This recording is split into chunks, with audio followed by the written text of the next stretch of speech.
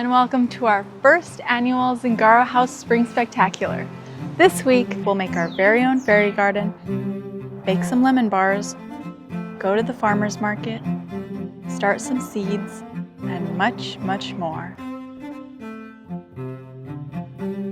Let's begin.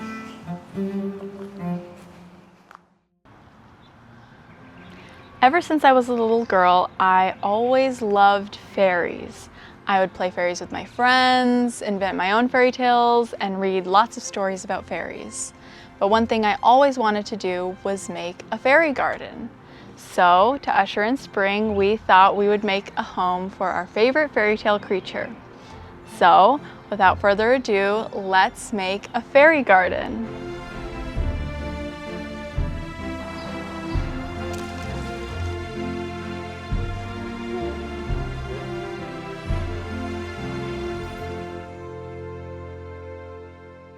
Here's a little mock-up of the design we had in mind, but first things first, we have to collect all our items. We went foraging in our home, in craft stores like Hobby Lobby and Michael's, and outdoors. So I'm gonna run you through some of the things that we got for our little fairy garden. We have some crafting odds and ends from our own supply.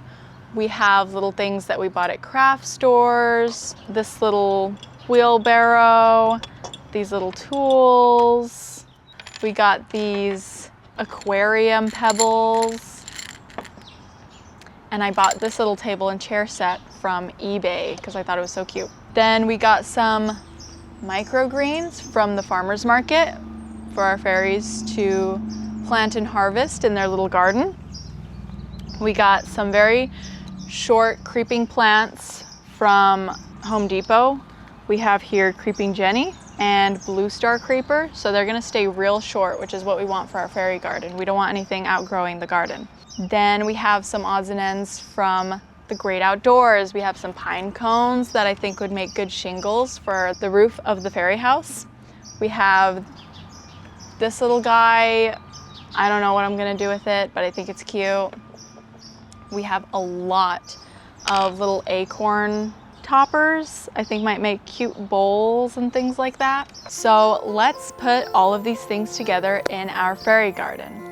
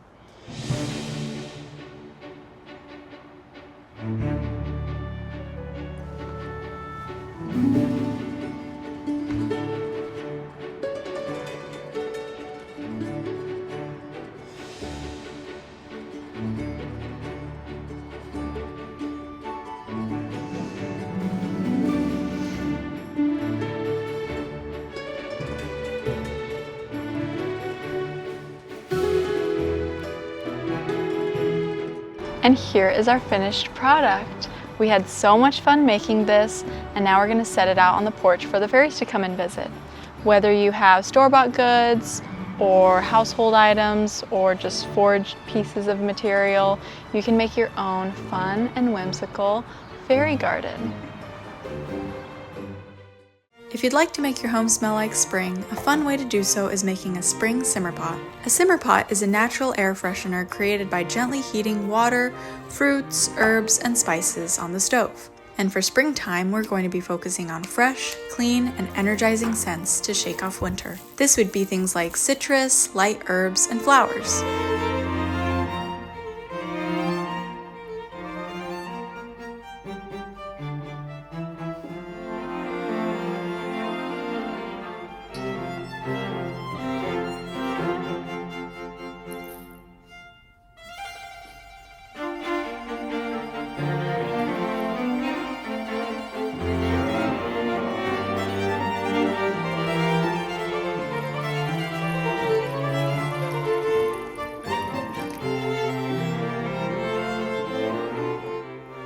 Bring to a boil, then reduce to a simmer. Keep it simmering for as long as you'd like. It looks beautiful and makes your home smell like a spring meadow. Ah, refreshing. Hello, welcome back to our home. It's finally feeling like spring here, so to celebrate, we thought we'd make some sunny, delicious spring treats. So today we're gonna be making lemon bars.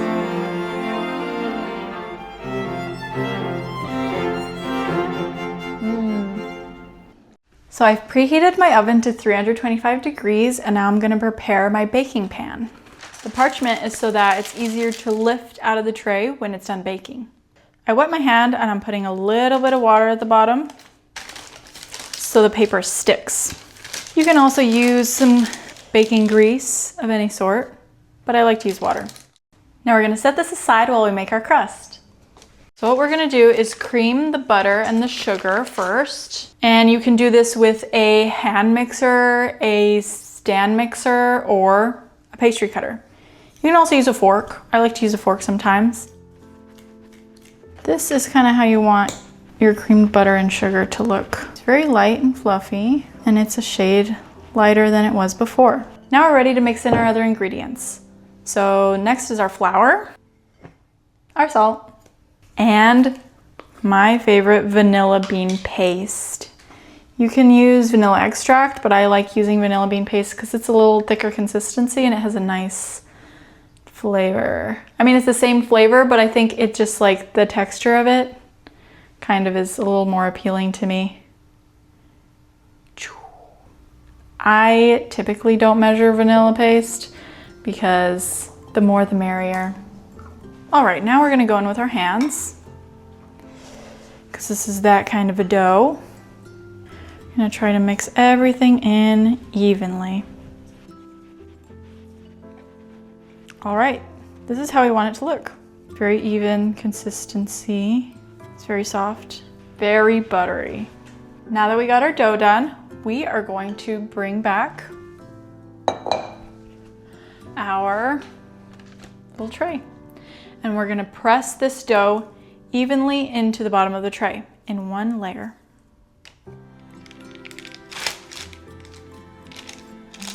So at this point, you've kind of pushed it down fairly evenly into the pan. I like to grab something that has, this is not flat, obviously it's rounded, but I'm gonna use it as if it is a rolling pin, because a rolling pin is not gonna fit in here, at least not the one I have.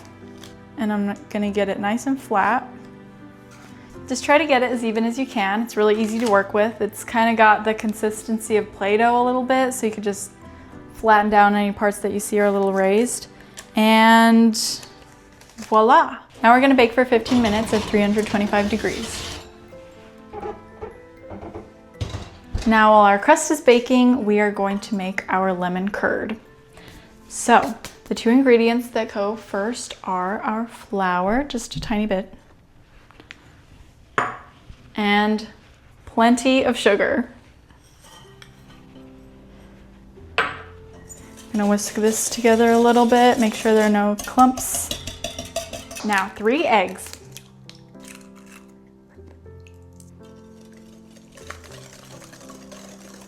We're gonna add in a little bit of salt, a tiny bit of baking powder,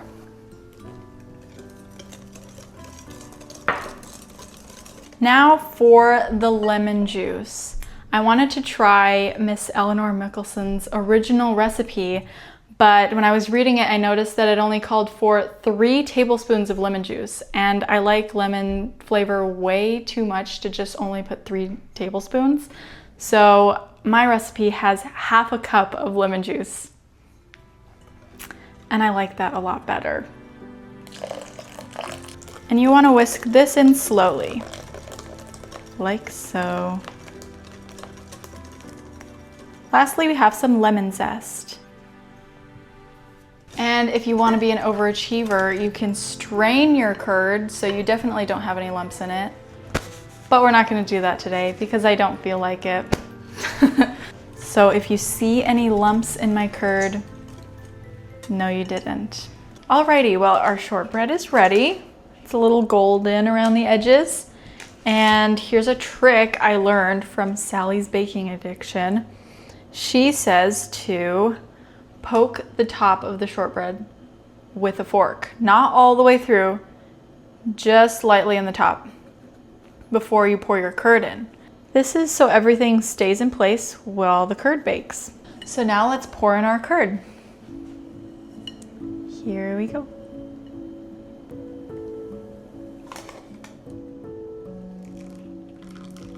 Now we're gonna bake this at the same temperature for 15 minutes. It might need a little longer than 15 minutes, but at the 15-minute mark, we're gonna check it, and I will show you how to do that, and we'll see if it's ready.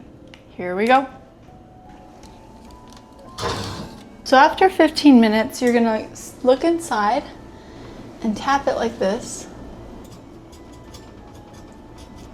When the edges are set and the middle is only slightly wobbly, that's when you know it's ready. But as you can see, the middle is still very wobbly. So we're gonna leave it in there for a couple more minutes and it should set up nicely. So now it's very slightly wobbly there in the middle. So it's ready to take out. So we're gonna leave it on the counter to cool for half an hour and then put it in the fridge for about 2 hours. Thankfully though, we've prepped ahead and we have a completely cooled one. So we are going to remove our bar from the pan, and this parchment paper is gonna make that a lot easier. And now that we have it out like this, we are going to put some powdered sugar on top.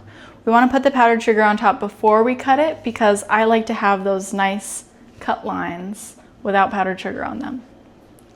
Let me show you. So I have my little sifter here. It's not technically a sifter, but it'll do. And my powdered sugar. Now that that's all sugared up, let's cut them.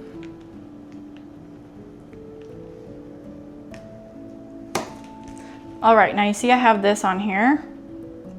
And in order to make clean cut lines, I'm gonna wipe this off every cut I make.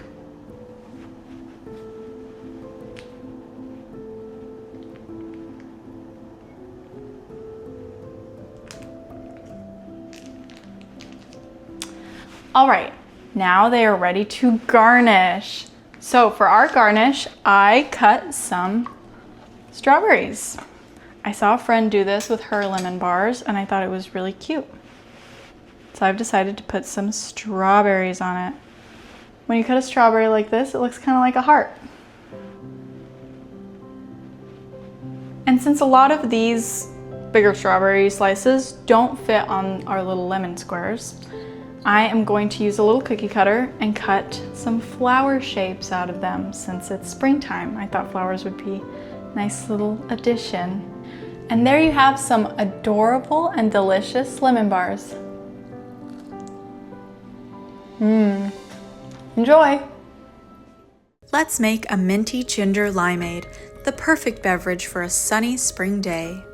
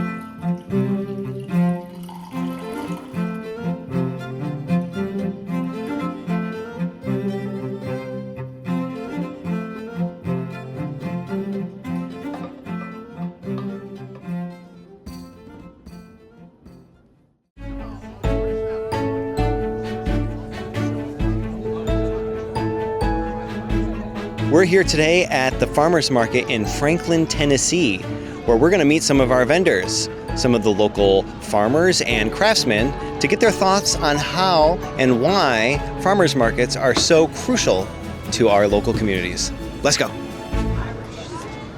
I'm J.R. Stroud. We own Jones Mill Farm. We raise heirloom tomatoes. We grow garlic, heirloom tomatoes, green beans, and we make sourdough bread. And we make preserves and value-added products from what we grow. Franklin Farmers Market is the premier market of the South. It's a venue for the farmer where he's not depending on one or two people to sell his product to. And we've got about 110 vendors here during the summer, and we're a year-round market. And we're a grower. You either got to grow it, make it, or bake it. What brings healthy food to eat, you're not eating stuff that you don't know where it came from or what it is or what it's going to do to you. It's hard work, but it's very rewarding. Hard work don't hurt you. Well, I'm Emily of Lemony Lemon Fine Art, and I am an oil painter. Farmers Market is a community, I would say, of like-minded people. We are providing something unique for people every day to get. You can get homegrown greens, plants. We have people that grow flowers. We have artisans. Part of why I do what I do is I love Saturday mornings because I get to socialize. I get to be with all my people and then see all the new people. And I think it's important because we have a lot of small businesses that really rely on the patrons to come out and support us, and we're able to have the kind of life that we want, simple life. My name is Will Nichols, and we own Southern Florida Farms. Grow a lot of flowers. Just now starting to have our spring varieties coming in, which is always really fun. We've been doing farmers markets for 7 years. Yeah, farming for 8. It's our full-time occupation, so we're here every Saturday and growing flowers as much as we can year-round. Our slogan for the market is community feeding community, and that it really couldn't capture it better because it's all family-run businesses pretty much. Everybody's got kind of specializing in produce or making candles or growing flowers or raising meat, and everybody here and most farmers markets really try their best to have their process as clean and healthy and as good as possible. My name is Ian. We are here at Bloomsbury Farms, making sure that we sell all of the produce and get everything fresh. It's all organic soil, all organic produce. We got all kinds of different stuff, varieties of every kind. A lot of it's based on community. A lot of people It's stepping away from like the anti-capitalism and consumerism of all these big corporations. So it's really nice coming in and helping out the community. I think that's a big part of it is making sure everybody has a place that they feel welcome to, that they are getting a trusted source of food from. It brings a sense of family, a sense of hope for people, like I said, to step away from all of that. I feel like it's a really big deal for a lot of people, having something that they can trust where everybody else is also just as excited about being here and having everything. Yeah. My name is Anita Sheelings, and I have Mulberry Lavender Farm, and we grow lavender. We make all these products with it. We also grow elderberry and make elderberry syrup. This market is really good. It's one of the best markets in Tennessee. And so you came to the right one. It brings people closer to their food. The more people learn about your food, you'll reduce your toxic load. You're going to be healthier all over, and it's healthier for the local economy. It's statistically proven that all the money that is spent on a farmer's market like this actually stays in the community. We're, the vendors, we get the money, we spend it again in our own communities. It all comes back again. Thank you so much. We love being here, and we love the interaction with our customers, and it gives you satisfaction in the work that you do, and it's just overall it's a win-win for everybody, the customer, the vendor, the grower, the producers. My name is Jim Adders. We have fresh trout fillets, we have smoked trout dip, and we have smoked trout fillets. This is all raised at Bucks North Trout Ranch, where we have a 2.5 million gallon a day spring run on the farm. So this is raised in constant flowing, 56 degree pure Tennessee spring water. This is locally known as the best of the best. Farmers Market is a place where local, mainly farmers, but a lot of artisans as well, just kind of get together and have a way to get their product out into the public without having to have a storefront or something like that has all that expense associated with it. Generally here you're going to find things from people who truly care about the interaction they have with their customer and do this because they have a passion for what they do. Having access to healthy food. These farmers grow something every week of the year. You can build relationships with the people who produce the things you kind of like the most. But over the last few years, I really think people are starting to crave knowing where their food's coming from, knowing who's producing it, that it's not taking a drastic or negative toll on the environment. So it's a place to get the true high quality, fresh, direct from the source, pure stuff. And it's a great way for the local farming community to have an outlet to be able to get to that community. So come on down, try some smoked trout dip. We'll make your tongue jump up and slap your forehead. Let's make a spring panzanella that would be perfect to bring to any potluck or gathering. We'll begin by chopping our produce: sugar snap peas, asparagus, radishes, strawberries, and marinated artichoke hearts. We'll blanch the sugar snap peas and asparagus by boiling them in a pot of water for 8 minutes. Then soaking them in an ice bath for 10 minutes. Next, we'll make our dressing: honey lemon vinaigrette. In a jar, put balsamic vinegar, honey, the juice of half a lemon, and olive oil. The ratio should be 3-to-1, olive oil versus your other ingredients. Shake it up to combine, and you've made a honey lemon vinaigrette fit for any spring salad. Now let's make the star of the show, our croutons. Cut some Italian bread to your desired crouton size, coat with salt and olive oil, and bake at 350 degrees until crisp and brown. Ours took 10 minutes. Finally, mix all your ingredients.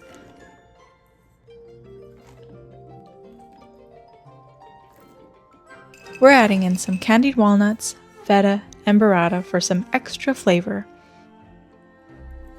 Enjoy on a gorgeous sunny day alongside friends and family. Buon appetito! One of my favorite springtime activities is gardening. And today I wanted to show you how to start your own garden from seed. Starting plants from seeds may seem like a daunting task, but it's actually very simple and rewarding to be able to see your plants go from tiny little seeds to thriving plants. So let's begin.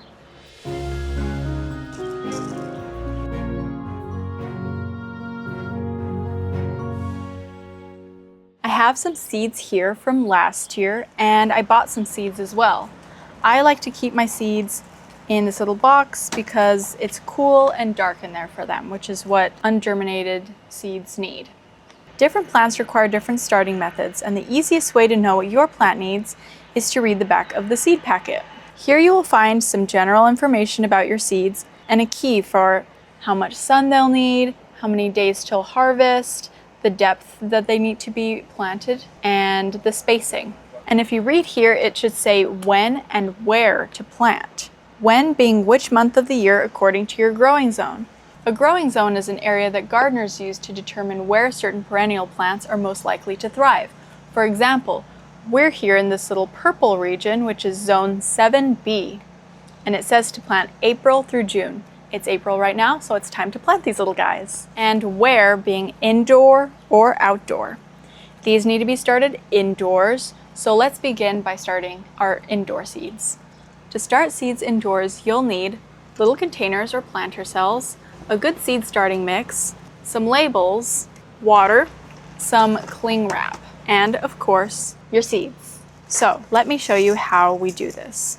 So what we're gonna do here is try to get at least 2 to 3 seeds into each cell, just to make sure that each cell has a germinated seed.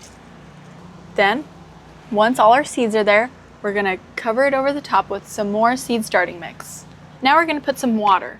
I like to use a spray because the seed starting mix is very fine. And we cannot forget to label, because once all of these are planted, they're all going to look very similar and we don't want to get them mixed up. Now we're going to cover with plastic wrap to make a little greenhouse here. And then we're going to put it inside in a warm, well-lit area. Starting outdoors is even easier. All you'll need is a container, some good gardening soil, a shovel, and your seeds. We are going to start our carrots first. Now, the best thing to do is to read the seed packet for the instructions. This one says to sow in deep, well-worked, stone-free soil.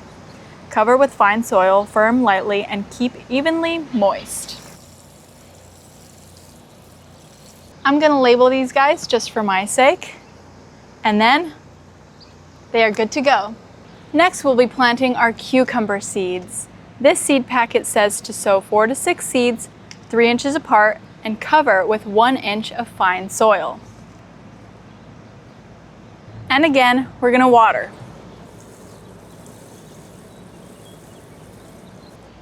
Next, we've got our dill. We're gonna plant these really closely together and cover with 1/4 inch of fine soil. And finally, we water. And lastly, we're sowing our little gem lettuce seeds. This seed packet says to sow thinly in rows 12 inches apart and cover with 1/4 inch of fine soil. I am going to make for these little rows. I'm going to measure 1 foot, which is about the length of my forearm, here for the next row. Time to sow.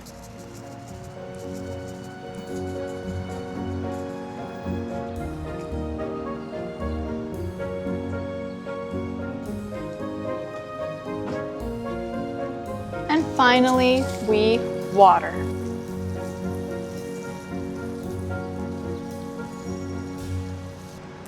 And in a couple days to a month, these little seeds will be on their way to producing delicious fruits and vegetables.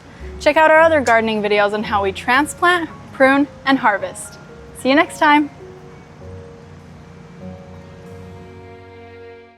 There are infinite ways to make a flower arrangement, and today we're going to show you 3 of our favorite methods.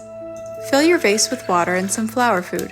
Before placing any plant stems in a vase, cut the bottom of the stem at a 45-degree angle and remove any leaves that might be submerged in water.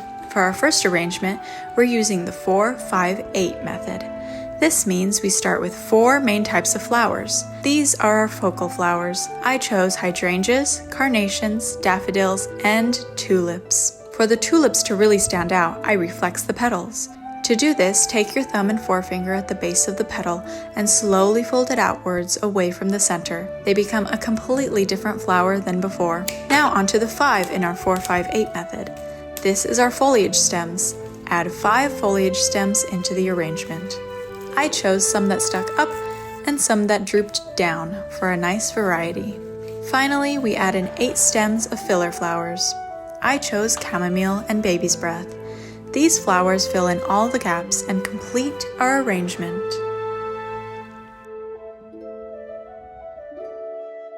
Now for our next arrangement, we're using a shallow bowl and a flower frog.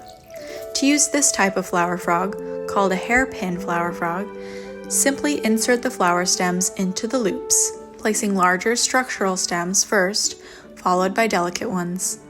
Hairpin flower frogs are best for beginners and is my favorite way to make a flower arrangement. And for our last arrangement, we're using a teapot. For this, I'm only using 2 flowers, daffodils and baby's breath. I didn't follow any rules and didn't use any fancy tools. I just had fun with it, and here's how it turned out. No matter the tools or containers you have at home, you can make a lovely spring arrangement with any of your favorite flowers. Happy Easter, everyone! Today is the day we all gather to celebrate a very important moment in our history, the resurrection of Jesus.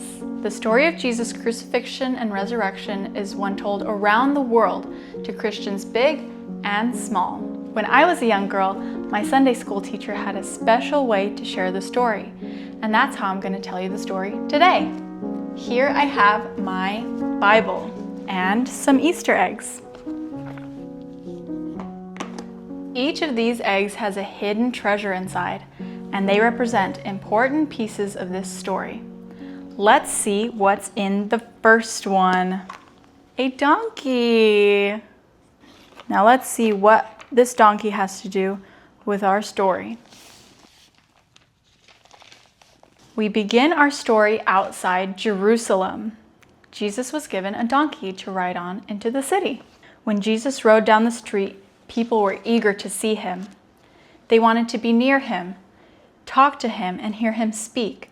They were shouting, "Hosanna, Hosanna, Hosanna in the highest. Blessed is he who comes in the name of the Lord." Everyone except for the Jewish leaders. The Jewish leaders wanted to get rid of Jesus. He was not the kind of Messiah or Son of God that they wanted. They were looking for God to send a warrior, a king, one riding a horse, not a donkey, who would conquer the Roman Empire that ruled over the Jews. But that was not God's plan. Instead of a conquering warrior, Jesus came as a man, peaceful, humble, and full of God's love. Let's see what our next egg is. We have some silver coins. Judas was one of Jesus' disciples who at first followed Jesus, but decided later to be disobedient to God. He chose to throw away his love for Jesus by betraying him to his enemies. And Judas betrayed Jesus for only 30 silver coins. Judas agreed to lead the Jewish leaders to where Jesus was so they could capture him and put him on trial for saying that he was God. Let's see what's in our next egg. Next we have a little cup. This is the Passover cup. Jesus and his disciples gathered to celebrate the Jewish tradition of Passover. Passover is a celebration of when God delivered his people out of slavery in Egypt. But when Jesus came, the meaning of Passover was changed.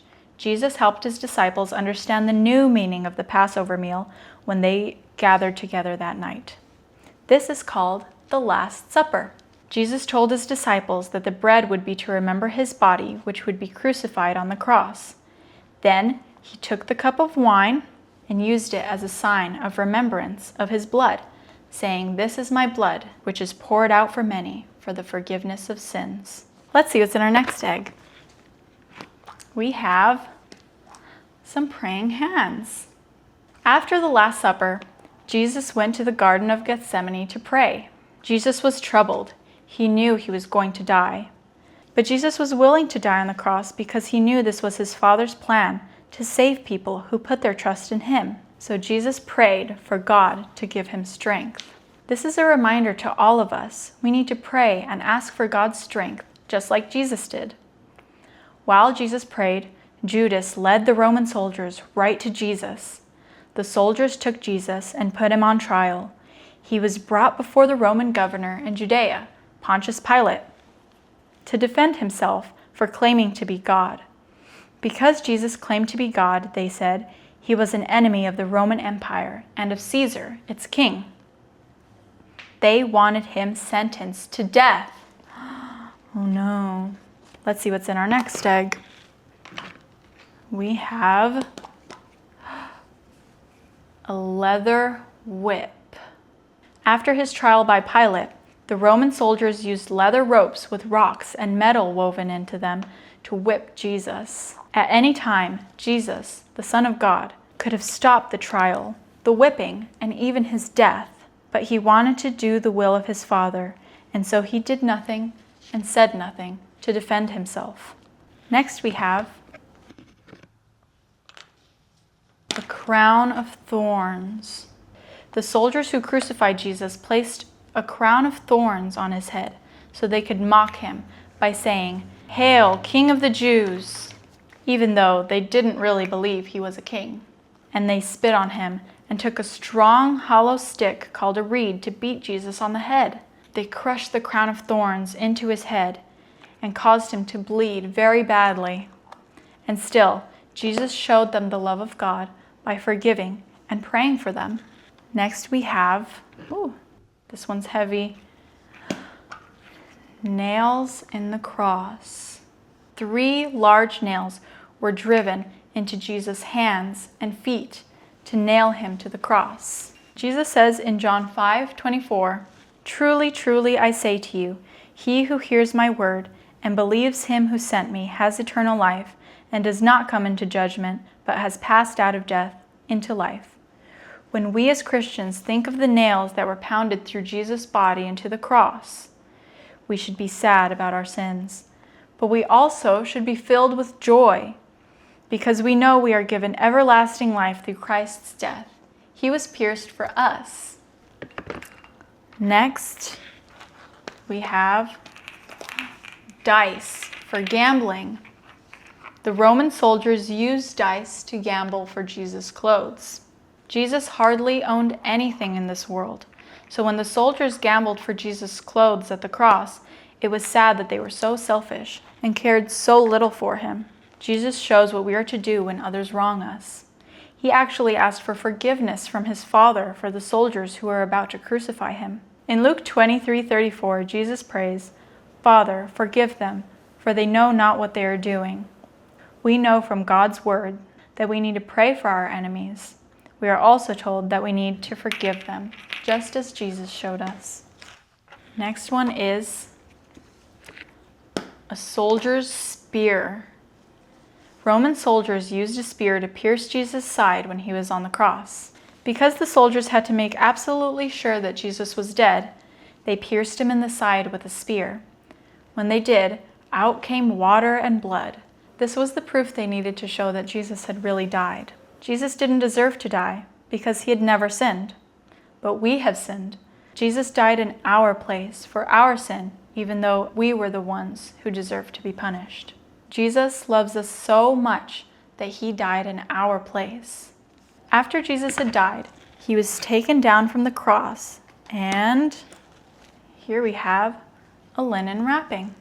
Joseph of Arimathea, one of Jesus' followers, wrapped the body of Jesus in a linen cloth after he died on the cross. This was the way the Jews prepared bodies for burial in order to keep or preserve them. Next we have, a heavy one, a stone. A large stone, bigger than a door, and heavier than a car, was placed over the opening of the tomb to prevent grave robbers from stealing the body of a dead person. The Pharisees were worried that Jesus' disciples or other followers would take the body and then say that Jesus had risen from the dead.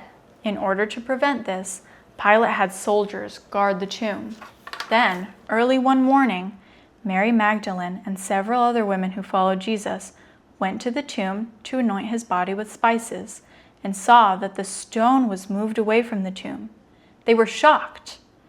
The soldiers were even gone, and all the women found in the tomb were Jesus' empty grave clothes. What did this mean? Our last tag is empty. The tomb was empty because Jesus had risen from the dead. 3 days after Jesus died, he rose from the grave. At the tomb, Mary Magdalene and the other women saw an angel who told them not to be afraid. He said that no one had taken Jesus' body, but instead he had risen from the dead. The angel told them to go tell the disciples what they had seen, that Jesus was risen. They ran all the way home to tell the disciples the good news. After this, Jesus appeared in person to Peter, the 12 disciples, and more than 500 people. Because Jesus appeared on different occasions to so many people who saw them with their own eyes and even touched him, we have proof that Jesus rose from the dead. Jesus is alive, even today, and lives in our hearts. Easter is a celebration of Jesus rising from the dead, but we are free to celebrate every day because Jesus saved us and gave us hope and a new life when we choose to follow him. Happy Easter, everyone! Today, we're going on a picnic. We're packing cucumber mint water, a spring salad, a cutting board, 2 wrapped sandwiches, a pair of napkins and silverware, a pair of napkins for our lap, some pistachios, 2 yogurt parfaits,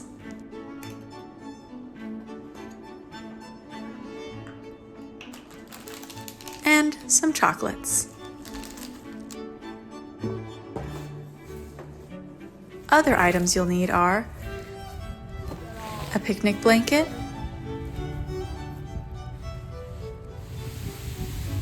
a tray, cups and plates. We like to use enamel since they're reusable and won't accidentally break like china would, and some card games.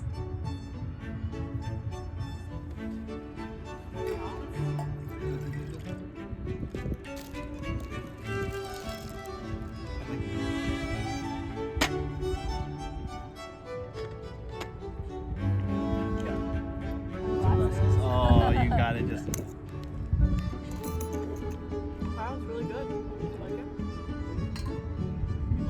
Happy spring! A wonderful way to get into the spirit of spring is watching springtime movies. So we thought we'd share with you a list of some of our favorite springtime movies. So number 1 is The Secret Garden. I feel like this is the first one that everyone goes to. It's a very quintessential springtime movie. But this movie's amazing. It's so magical. Every shot is just like pure magic. And it's very spring too in terms of the theme, because the children kind of go from being sad and lonely to all just coming together and being joyful and finding the garden and finding hope and love, etc. So it's kind of like from dark to light. Absolutely. Which is the spring. waking of their joy. From winter to spring. Yeah, no, it's a beautiful movie. See that movie if you haven't seen it. Go watch it. Number 2 is The Secret World of Arrietty. Never seen this movie. Alex has never seen it. I just watched it for the second or third time recently. I saw it when I was a little girl, and it's about these little people called borrowers, and they come into your home in the night and they borrow little things that they need. And this little boy who is having health problems befriends one of the little people, and they have this big adventure. But it's very sweet. It takes place, I would assume, in the springtime. There's this one gorgeous flower field. I think a lot of coming of age stories feel very spring to me, and that is one of them. Number 3, Lord of the Rings. This movie kind of changed my life when I was younger, and I always just kind of, when I think of heaven, I think of a place like the Shire. You know, it's just, Very simple, but joyful. Yep. Yeah. Beautiful flowers everywhere, and rolling hills, and big trees, and good people, good food.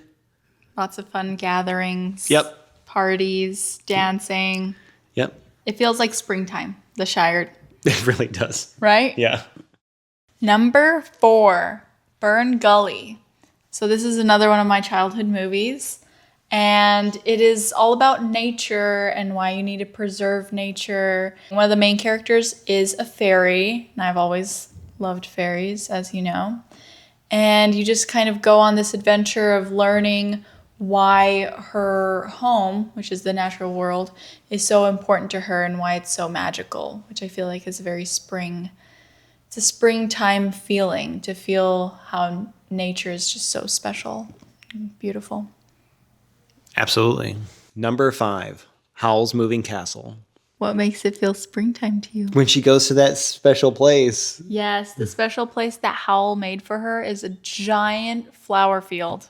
He made it for her. Oh my God. It's so beautiful. Yes, that's my spoiler. Sorry, that's a spoiler, kind of. But that is my favorite part of, I think, any Studio Ghibli movie, honestly. Do you see yourself in her? Oh, yeah.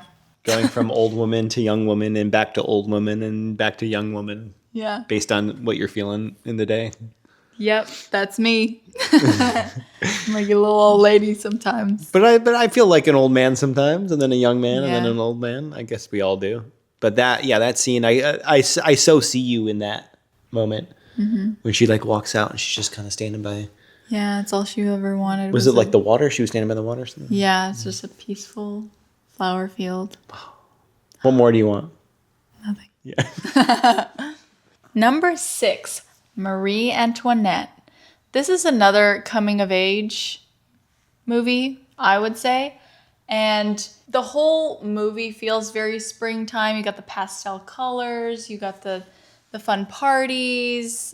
But there's this one scene that is very special to me. It's after she's just had her daughter, and she wants to, again, reconnect back to nature. She has this longing for it after she becomes a mother. And she just is out in a flower field, and her daughter's running around looking at the bees and the flowers. And she makes this little cottage area where she has chickens, and she's growing fruits and vegetables, and she's just showing her daughter all the beauty of the world. Obviously, they're very rich and they can afford it, but it's just a very beautiful picture of this young woman that's become a mother, and she realizes, oh, I want to go back to nature and just show my daughter all the beauty in the world. Number 7, My Neighbor Totoro. Totoro, I want him to be my best friend. I want to take naps on Totoro. Yeah, me too. Do you think he is real? I like to think he is real. Watching it as an adult, you're like, is he real? Maybe the daughters were inventing him because they were trying to deal with their mother's illness in a healthy way. But when you watch it as a child, obviously you're like, yeah, it's Totoro. He really did all those things, and he was real, and he existed in the little corner of the forest. But either way, I think the feeling is real. Yep. And maybe because of that, he is real. Mm-hmm.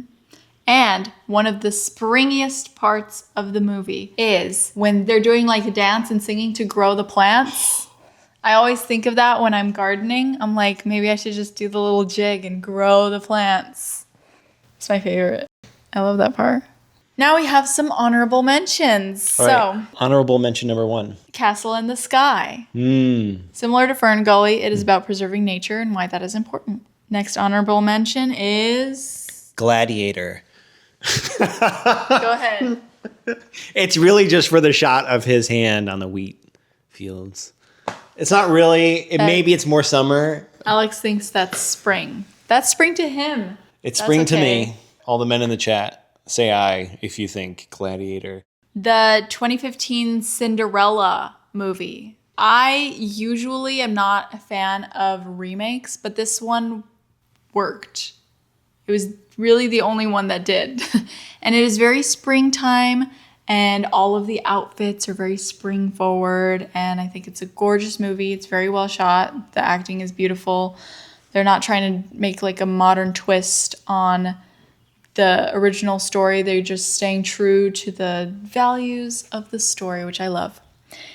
Another honorable mention is... The Sound of Music. I mean, what is more to be said? She's on a hill. She's twirling around. She's got a skirt. The hills are alive. The hills are literally alive. Yeah, that's what springtime feels like. Yeah, absolutely. And Nazis. Lastly, the Spiderwick Chronicles. I've never seen this. It's been so long since I saw it. I read the books as a child. When I read them, it made me want to run out into the forest and find some fairy tale creatures. Yes, my kind of movie. Yes, that's what spring is like to me. But anyway, that's the last one. Let us know if you watch any of these movies. We're actually going to watch a few together. Or give us some suggestions too, because I was kind of racking my brain and they kept coming up with the same ones. So maybe there's a few that we haven't thought of. Yes. Well, we hope you enjoyed this broadcast from our springtime home here in Franklin, Tennessee. Wherever you call home, we hope that you enjoy your spring as well. And we will see you on the next episode, whether it's springtime themed or maybe summer themed. Who knows? Possibilities. This was the biggest broadcast we've done yet. Yes, and we're excited to do more. Thank you all for being here, and we will see you next time. Bye.